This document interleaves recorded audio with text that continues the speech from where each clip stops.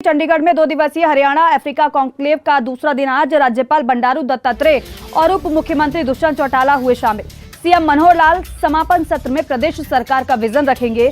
अफ्रीकी राजदूतों के समक्ष सीएम मनोहर लाल प्रदेश सरकार का विजन रखेंगे। कॉन्क्लेव में कई अन्य क्षेत्रों में सहयोग की संभावनाओं पर चर्चा होगी।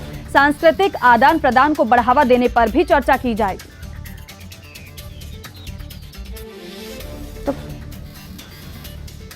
अगली खबर का रुख करेंगे। हरियाणा में पूंजी निवेश की संभावनाओं पर मंथन के लिए 18 देशों के राजदूत चंडीगढ़ पहुंच चुके हैं। हरियाणा सरकार का विदेश सहयोग विभाग पहली बार अफ्रीका हरियाणा कॉन्क्लेव का आयोजन कर रहा है। हरियाणा अफ्रीका कॉन्क्लेव सीरीज के लिए मध्य पूर्व अफ्रीका के 18 देशों को न्योता दिया गया है। इनमें युगांडा, मॉरिशस, यूथोपिया, मिस्र, कीनिया, कांगो, घाना, मोलावी और नाइजीरिया और दक्षिणी अफ्रीका इत्यादि देशों को न्योता दिया गया है। विदेशी राजदूतों को हरियाणा के उत्पादों और उपलब्धियों के बारे में प्रदर्शनी के जरिए भी बताया जाएगा। प्रमुख रूप से हार्ट्रोन, खेल, हैफेड, कृषि, उद्योग विभाग के स्टॉल लगाए जाएंगे। सीएम मनोहर लाल की तरफ से ट्वीट किया गया और कहा कि अपनी तरह के पहले हरियाणा अफ्रीका कॉन्क्लेव के सांस्कृतिक कार्यक्रम में 2 क्षेत्रों के बीच द्विपक्षीय व्यापार और संबंधों को बढ़ावा देने पर ध्यान केंद्रित किया। 12 अफ्रीकी देशों के राजदूत, वरिष्ठ दूतावास अधिकारी और हरियाणा के मंत्री नौकरशाह मौजूद थे।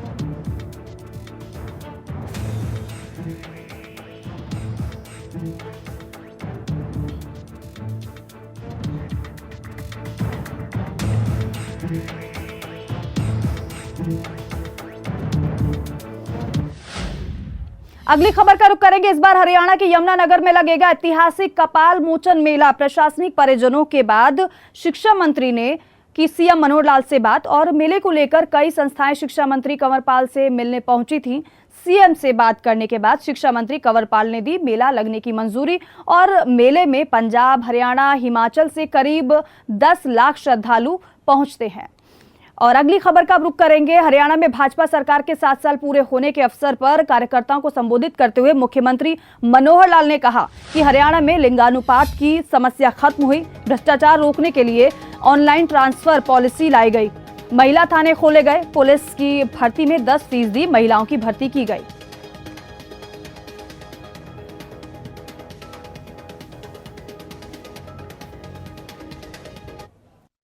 मित्रों, ऑनलाइन व्यवस्थाएं यानी भ्रष्टाचार को यदि रोकना है तो ऑनलाइन व्यवस्थाओं को भी हमने बहुत महत्व दिया है ताकि व्यक्ति सामने ना आए, बल्कि ऑनलाइन टेक्नोलॉजी के माध्यम से चीजें लोगों को जो डिलीवरी हो, ताकि भ्रष्टाचार रूपी जो एक राक्षस है इसको कैसे मार सके, कैसे इससे हम छुटकारा पा सकें। तो इसके लिए सबसे पहले जैसे मैंने बताया सीएम विंडो, लगभग 9.5 लाख एप्लीकेशंस इन 7 सालों में सीएम विंडो पर आई है। और उसमें मैं ये तो दावा नहीं करता कि 100% लोग उससे प्रसन्न होंगे, लेकिन बड़ी संख्या में लोगों के जो काम हुए हैं वो सीएम विंडो के माध्यम से हुए हैं।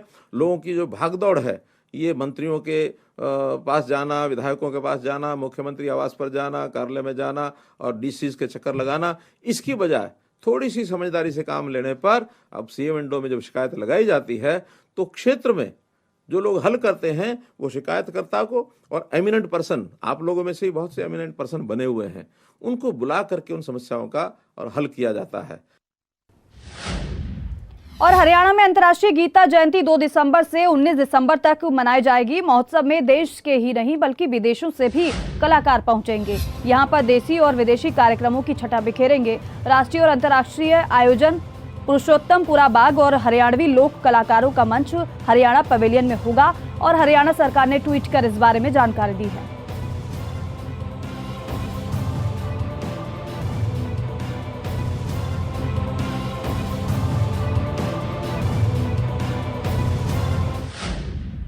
खबर रोहतक से है। सुप्रीम कोर्ट और जीएनटी के आदेशों की अवहेलना कर रहे किसान और धान की कटाई शुरू होते ही धान की पराली में आग लगाना शुरू किया। किसानों के पराली जलाने पर सैटेलाइट से रखी जा रही है नजर, हालांकि और पराली जलाने पर किसानों पर मामले दर्ज, जुर्माने का प्रावधान है। पराली जलाना एक बार फिर से शुरू हो गया है और इसी दौरान पराली जलाई जाती है, लेकिन निगरानी की जा रही है। सरकार की सख्ती है। सरकार के नियमों के तहत जिस तरीके से जो नियम मानने चाहिए किसानों को वो नहीं माने जा रहे हैं।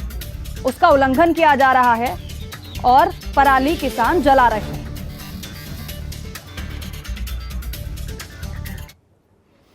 अगली खबर का रुख करेंगे। गुरुग्राम में नकली मसालों पर सीएम फ्लाइंग ने की बड़ी कार्रवाई। नकली मसालों की कंपनी से लिए गए मसालों के सैंपल गुरुग्राम सीएम फ्लाइंग को नकली मसालों की शिकायत मिली थी, जिसके बाद कार्रवाई की गई। सीएम फ्लाइंग को मिल रही थी नकली मसाले बेचने की शिकायत। आपको बता दें कि गुरुग्राम के राजेंद्रा पार्क के पास कंपनी लुक्सन biotech India private limited Ansha enterprises company में सीएम फ्लाइंग ने रेड मारी और कंपनी के मालिक सतीश उपाध्याय से भी पूछताछ अधिकारियों ने की। सैंपल कलेक्ट किए गए हैं, जांच के लिए भेजे गए हैं। खबर करनाल से है। सीएम उड़न दस्ते ने मिठाई फैक्ट्री में छापामार कार्रवाई को अंजाम दिया। त्योहार को लेकर फैक्ट्री में नकली दूध से बनाई जा रही थी मिठाई, छापा यहां पर भी मारा गया है। सीएम उड़न दस्ते को नकली दूध से बनी मिठाइयों का बड़ा जखीरा बरामद हुआ है। पानी में केमिकल मिलाकर दूध तैयार किया जाता था। फिलहाल पूरे मामले की जांच चल रही है।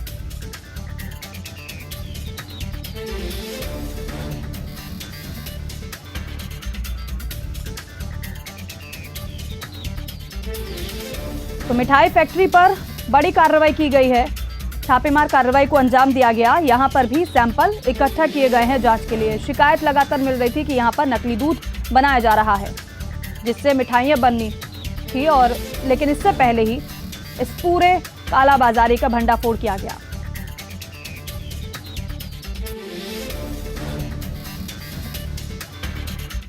अब बात करेंगे जोहार झारखंड की। चलिए अब आपको बताते हैं कि जैप 9 के पारण परेड में शामिल हुए झारखंड के CM Hemant Soren. JAP 2 ground में ट्रेनिंग पूरी कर चुके पुलिसकर्मियों ने की परेड। झारखंड के सीएम हेमंत सोरेन ने पुलिसकर्मियों की परेड की सलामी ली।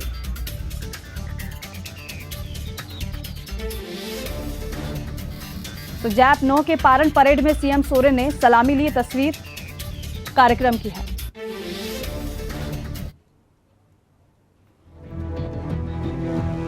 तो कार्यक्रम की तस्वीर जब कार्यक्रम किया गया, मुख्यमंत्री इस कार्यक्रम में शामिल हुए। सलामी मुख्यमंत्री को दी गई, मुख्यमंत्री ने सलामी ली।